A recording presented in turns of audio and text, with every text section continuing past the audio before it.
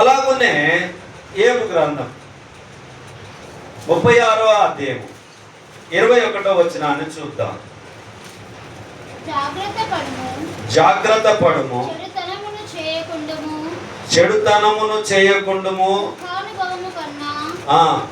అది మంచిదని నీవు వాని కోరుకొని ఉన్నావు. ఆలోచించుము. దేవుడు శక్తిమంతుడై ఘనత వహించిన వాడు. ఇక్కడ తాగుదము. జాగ్రత్త పడుము, చెడుతనము చేయకుండుము. దుఃఖమును అనుభవింపకన్నా అనుభవము కన్నా అది మంచిదని నీవు వానిలో కోరుకొని ఉన్నావు. ఆలోచించుము. దేవుడు శక్తిమంతుడై ఘనత వహించిన వాడు. ఆయనను పోలిన బోధకుడెవడు? దేవుని పోలినటువంటి బోధకుడు ఎవరు? చాలా మంది అనుకుంటారు నేను గొప్ప బోధకుని, నేను గొప్ప బోధకుని, నేను మంచి బోధకుని అని అనుకుంటారు. ఆనాడు అపోస్తలులను ఒక్కొక్కరిని చంపేసింది. వాళ్ళెన్నడూ కూడా మేము అపోస్తలులం అని చెప్పుకోలేదు, మేము బోధకులం అని చెప్పుకోలేదు. ఎప్పుడు కూడా తగ్గించుకొని వాళ్ళు బోధ చేశారు, సత్యాన్ని ప్రకటన చేశారు. క్రీస్తు నిమిత్తము నిందలు, అవమానాలు, శ్రమలు అన్ని కూడా భరించారు, సహించారు. కాబట్టి ఎంతమంది చనిపోయినమ్మా? 12 మంది శిష్యులలో 12 మంది చనిపోయారు. కానీ ఒక్కరు మాత్రమే, యూదా ఇస్కరియోతు మాత్రమే తాను తీసుకున్న తప్పుడు నిర్ణయం వల్ల ఉరివేసుకొని చనిపోయి ఉన్నాడు. అలాగనే యోహాన్ గారు మాత్రమే వృద్ధాప్యం వరకు, మరణం వచ్చినంత వరకు ఆయన అలాగనే ఉండి చనిపోయాడు పాత్మాసు దగ్గర. మిగిలినటువంటి 10 మంది శిష్యులు చంపివేయబడ్డారు. వాళ్ళెన్నడూ కూడా నేను గొప్ప బోధకునని ఎక్కడ చెప్పుకోలే. వారు ప్రాణాలను అర్పించారు, దేవుని కొరకై, క్రీస్తు కొరకై ప్రాణాలు అర్పించారు. కానీ వారు ఎప్పుడు కూడా నేను గొప్ప బోధకుని అని చెప్పలే, నేను మంచి బోధకుని అని చెప్పలే, వారు నేను బిషప్ అని చెప్పలే. ఏ హోదాలు వారు చెప్పుకోలేదని. ఈరోజు నేను గొప్ప పేర్లు చెప్పుకుంటా, వేదిక మీద పిలిచేటప్పుడు నాకు గొప్పగా పిలిస్తేనే సంతోషం అనిపిస్తుంది. తక్కువ చేసి పిలిస్తే మంచిగా అనిపించదు. సంఘస్థులకు కూడా ఒకటి ఏమనిపిస్తుంది అంటే, ప్రియమైనటువంటి రెవరెండ్, బిషపు, అది ఇది అని చెప్పి బోధ చేసేటటువంటి వారిని పిలిస్తే, వేదిక మీదకి పిలిస్తే, మాసాలపా రెవరెండు, మాసాలు బోధకుడు, మాసాలు బిషపు అని చెప్పి చాలా సంతోషపడే సంఘస్థులు ఉంటారు. కానీ ప్రియమైనటువంటి సంఘస్థులారా, మనం జ్ఞాపకం చేసుకోవాల్సింది ఏంటంటే, బోధకుడు ఎవరూ లేరు. మనమందరము పరిచారకులము, దేవుని సువార్థికులము, దేవుని పనిలో ఉండేటటువంటి సేవకులం అంతే కానీ, దేవుని సేవకులం అంతే కానీ మనము బోధకులము అని పిలువవద్దని చెప్పి దేవుని వాక్యం తెలియపరచబడుతూ ఉంటున్నది. బోధకుడు ఒక్కడే. మళ్ళీ చదువుతాలి ఆ మాట. 22. ఆలోచించుము. దేవుడు శక్తిమంతుడై ఘనత వహించిన వాడు. ఆయనను పోలిన బోధకుడెవడు? ఆయనకు మార్గము నియమించిన వాడెవడు? నీవు దుర్మార్గపు పనులు చేయుచున్నవని ఆయనతో ఎవడు పలుక తెగించును?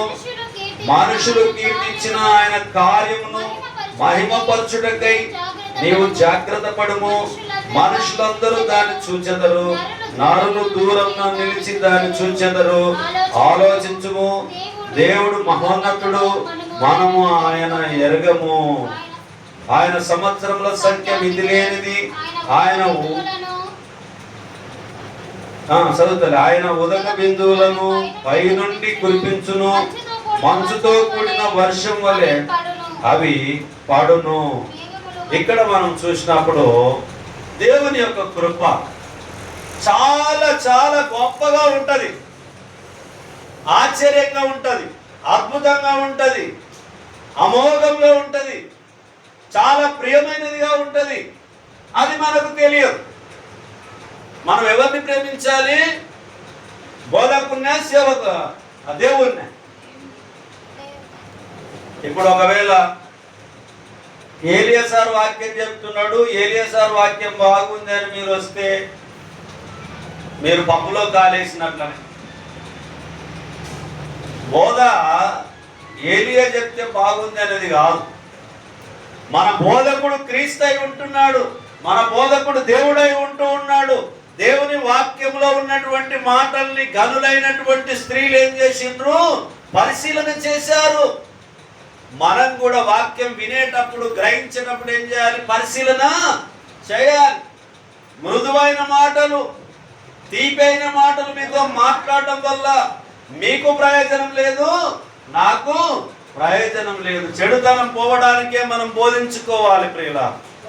చెడుతనాన్ని పోగొట్టుకోవాలి మనం.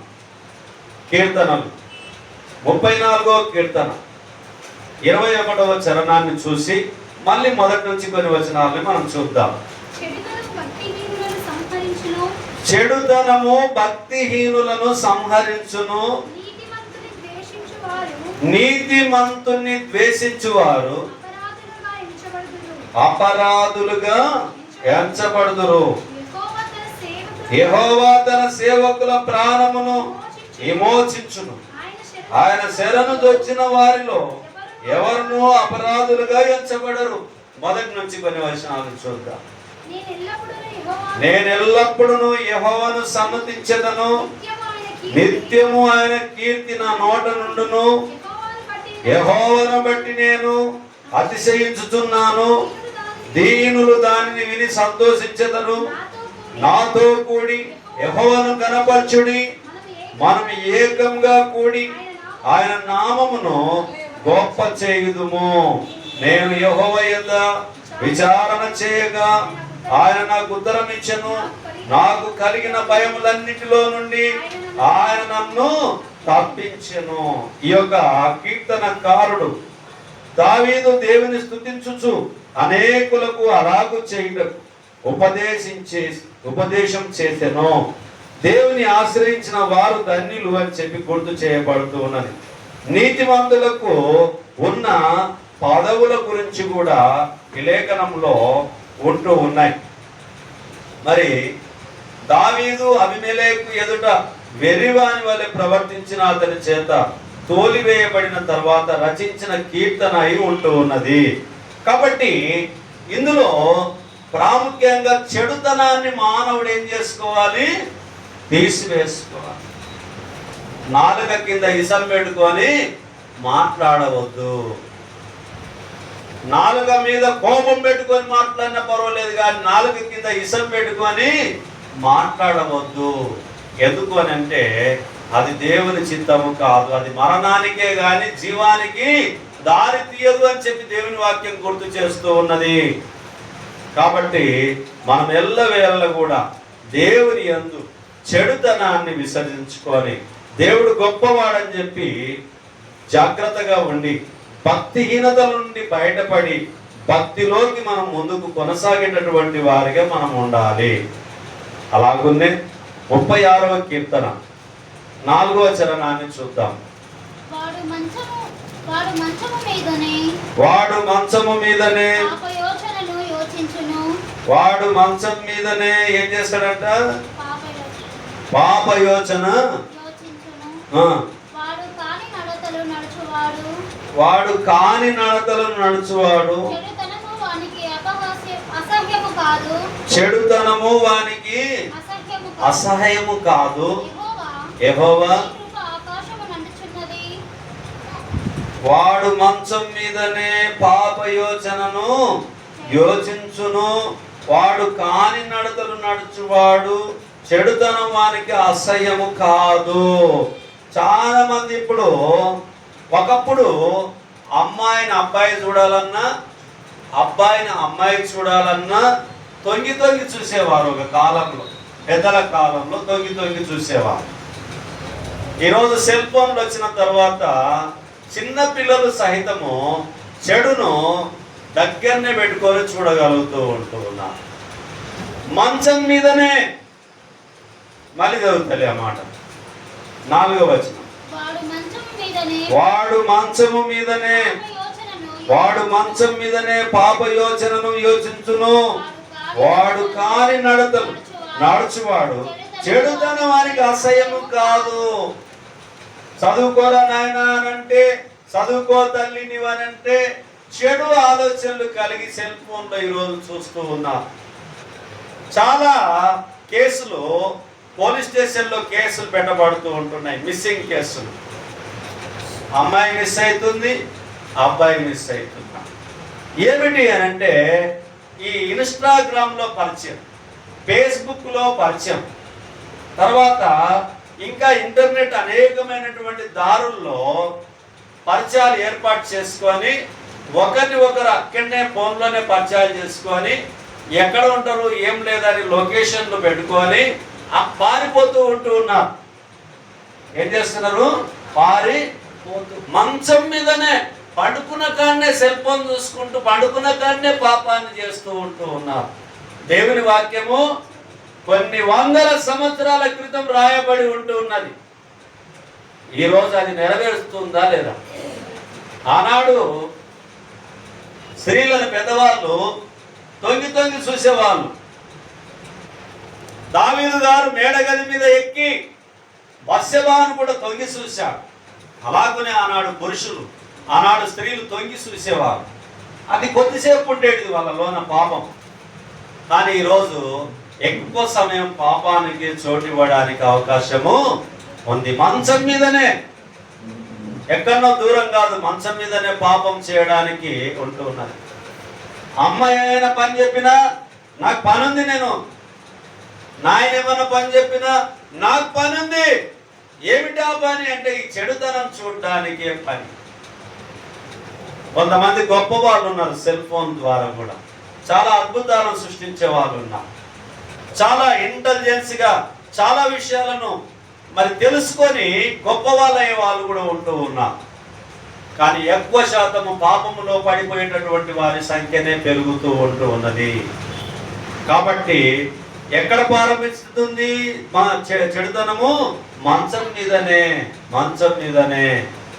ఇంకా 12 వచనాల వరకు చదువుతుంది ఆ మాటని. యెహోవా నీ కృప ఆకాశము,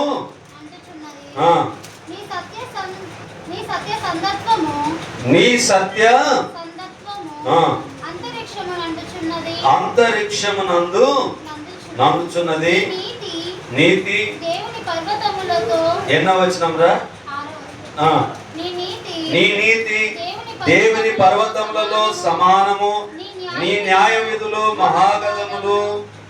యెహోవా నరులను జంతువులను రక్షించువాడవు నీవే. దేవా నీ కృప ఎంతో అమూల్యమైనది. నరులు నీ రెక్కల నీడను ఆశ్రయించుచున్నారు. నీ మందిరం యొక్క సమృద్ధి వలన వారు సంతృప్తి నొందుచున్నారు. నీ ఆనంద ప్రవాహంలోనిది నీవు వారికి త్రాగించుచున్నావు. నీ యొక్క జీవపు ఊట కలదు. నీ వెలుగు పొందియే మేము వెలుగు చూచుచున్నాం. నిన్ను ఎరిగిన వారి ఎడల నీ కృప యథార్థ హృదయుల ఎడల నీ నీతిని ఎడతెగక నిలుపుము. గర్విష్ఠుల పాదములు నా మీదికి రానియకుము.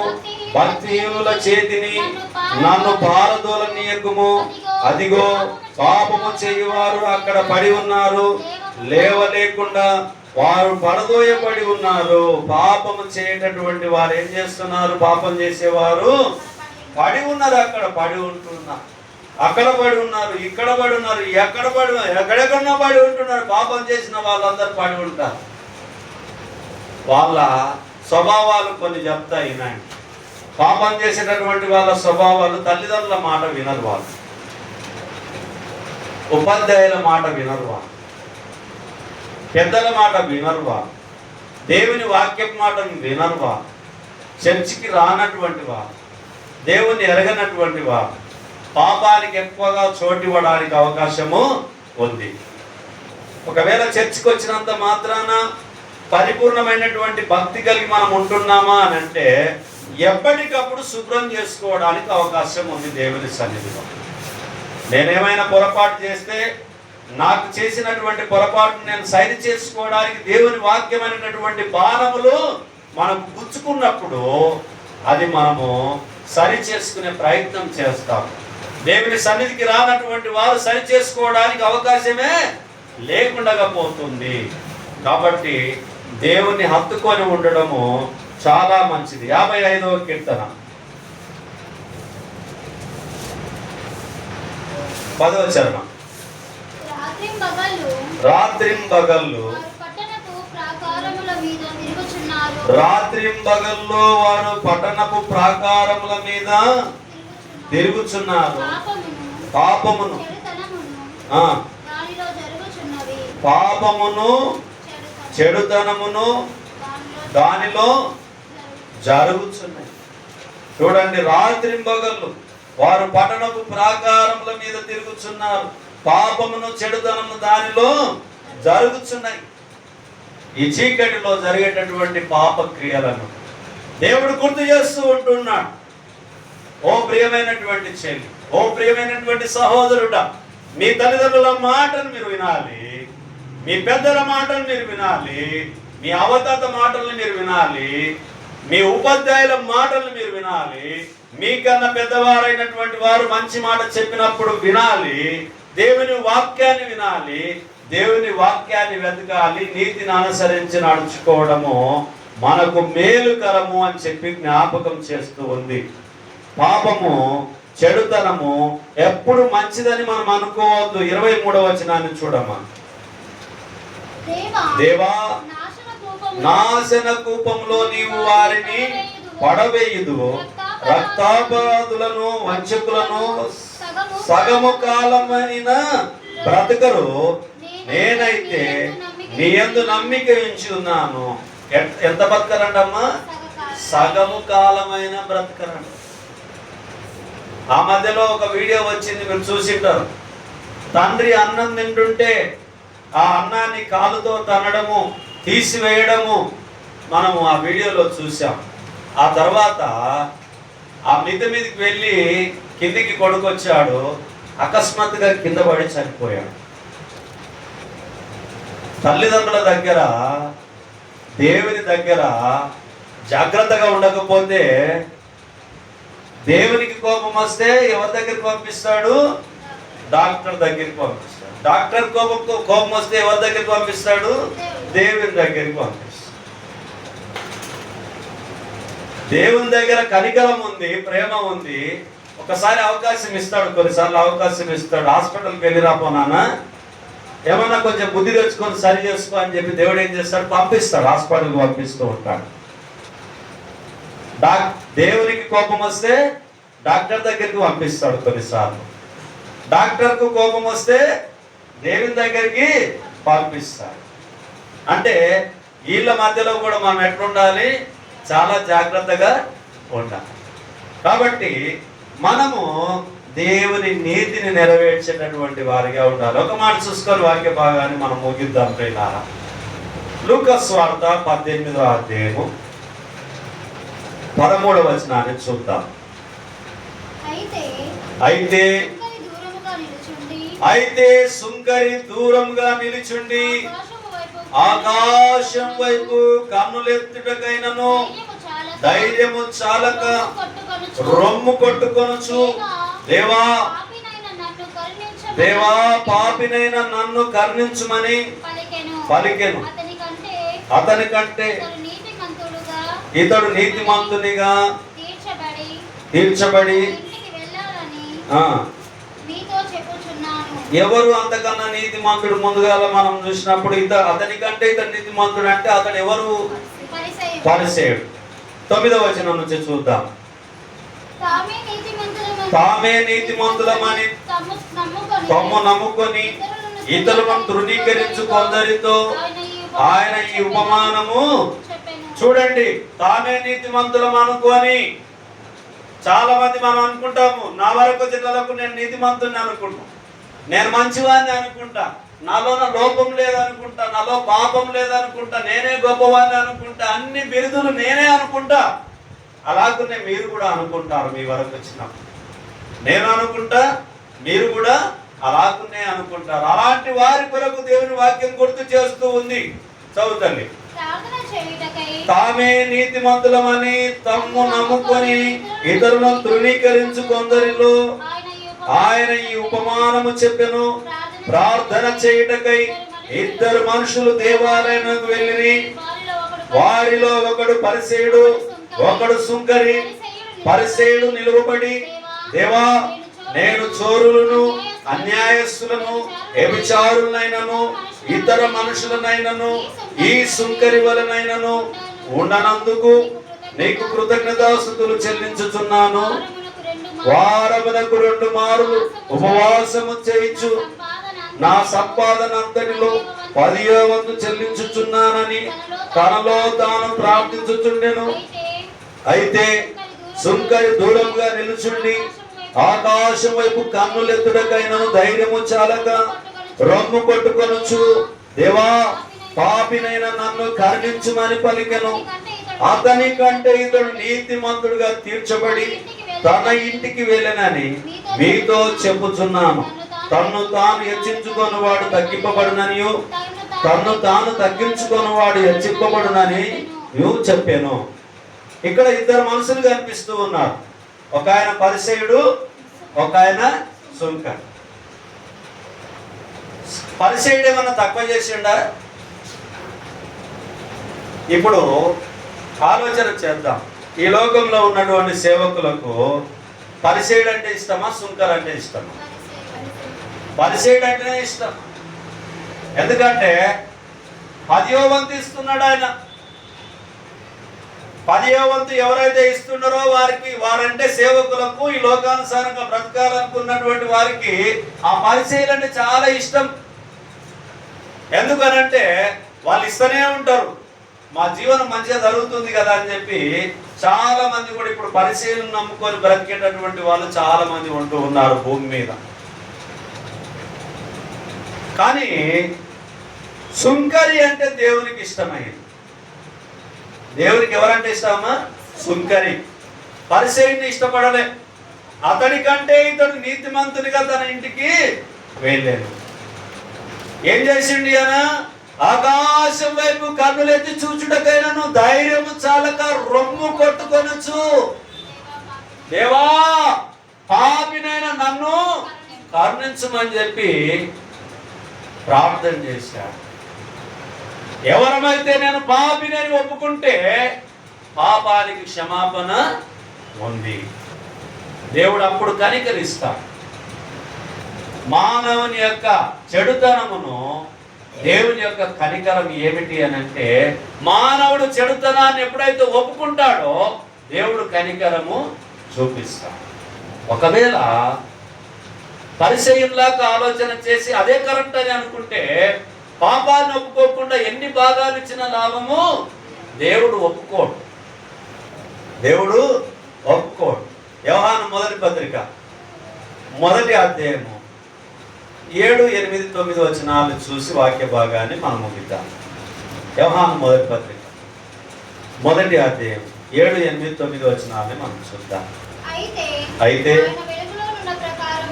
అయితే ఆయన వెలుగులో ఉన్న ప్రకారము మనమును వెలుగులో నడిచిన ఎడల మనం అన్యోన్య సహవాసం గల వారమై ఉందుము.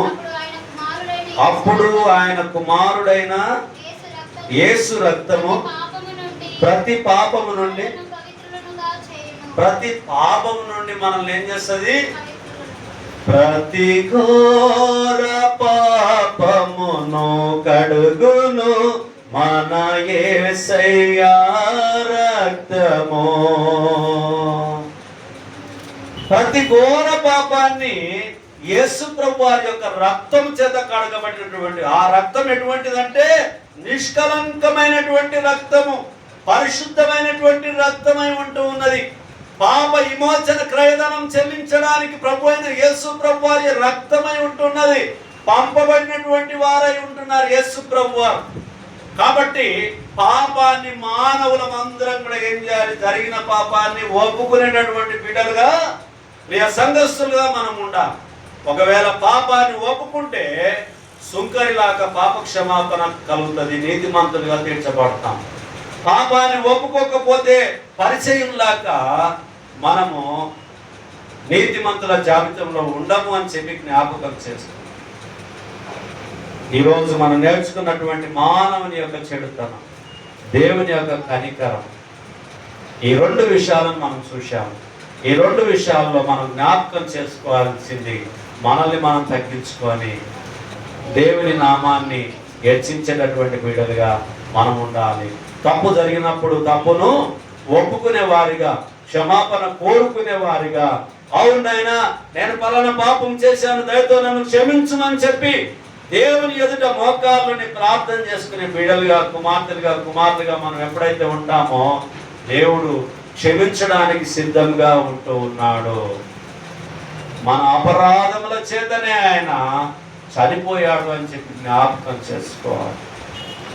ఆనాడు యూదులు ఆయనను సిలువ కప్పచెప్పారు, ఈనాడు మనము ప్రతి సంవత్సరం సిలువ కప్పచెప్తూ ఉంటున్నాం. ఇది తప్పు అని చెప్పి దేవుని వాక్యం గుర్తు చేస్తూ ఉంది. మన పాపములను మనం ఒప్పుకొని దేవుని ఎదుట యోగ్యునిగా మనమందరం, యోగ్యురాలుగా మనమందరం ఉందాం. శ్రద్ధగా వాక్యమైన మీ అందరికీ ప్రభునామమున వందనాలు.